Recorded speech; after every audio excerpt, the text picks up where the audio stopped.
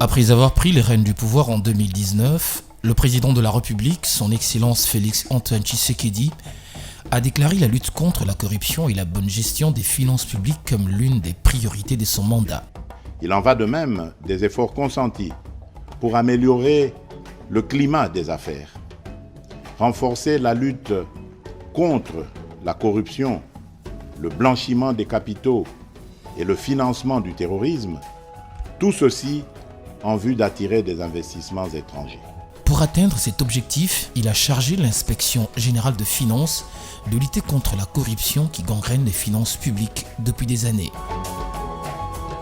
La bonne gouvernance exige la mise en place des normes et moyens pour garantir la transparence de la gestion de la chose publique, la redevabilité et la conformité aux normes légales et réglementaires. Redynamisée, l'Inspection générale des finances a dressé un constat alarmant sur la gestion de finances publiques, caractérisée par un environnement désastreux et peu attractif à l'investissement privé. Voici les 7 points clés relevés par l'Inspection générale de finances en 2020 sur les dysfonctionnements de la gestion des finances publiques.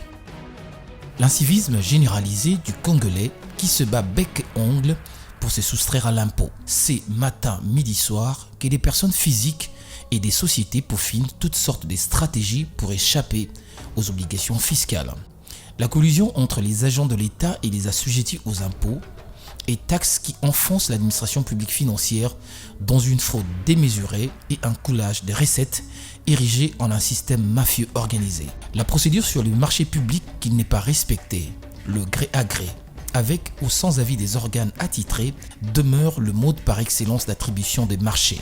Les conséquences de ces irrégularités, ce sont des chantiers publics inachevés, des routes 1000 fois financées et toujours en état de délabrement, des entités territoriales privées d'infrastructures hospitalières et éducatives viables.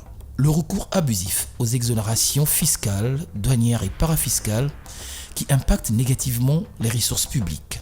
Par exemple, le manque à gagner enregistré par la DGDA sur la période allant du 1er janvier 2017 au 17 août 2020 a été évalué par cette régie à équivalent à plus de 3 milliards de dollars américains. Les tracasseries administratives répétitives qui handicapent les projets de création d'entreprises. Le paiement de droits et avantages indus qui ont ruiné pratiquement les entreprises et les établissements publics. Le recours permanent à la procédure de paiement en urgence qui saigne inlassablement le trésor public et dépouille la comptabilité publique de toute sa subsistance.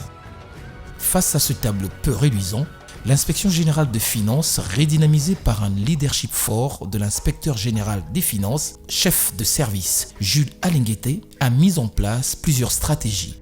Des actions courageuses ont été entreprises pour l'implémentation de la bonne gouvernance et de la lutte contre la corruption et les antivaleurs.